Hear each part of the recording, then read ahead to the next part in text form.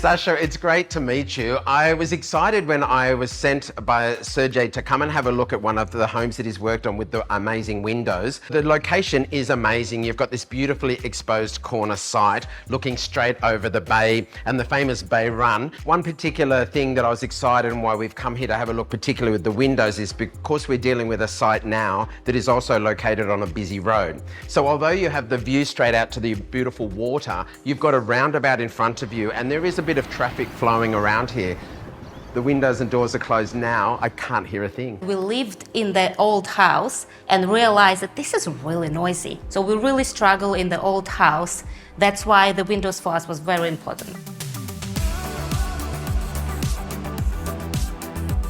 What made you go with these particular windows? So my husband called 8 companies in Sydney because he has a very specific list. We did spend quite a lot of money for the insulation. So we have not only acoustic beds, we also have a vinyl going through the walls.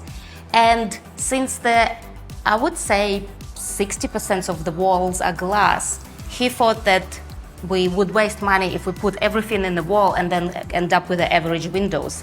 Now, I happen to also have the same windows in my own home. What I really love is not just the quality of them, but it's the thickness of the frame. It's almost like dark eyeliner to make the windows of the face, if you like, pop. It gives this house quite a stronger character on the outside. It's not just the style, but it's also, I've been quite disappointed with Australian windows. Coming from Europe where it's a winter, the windows is the biggest part.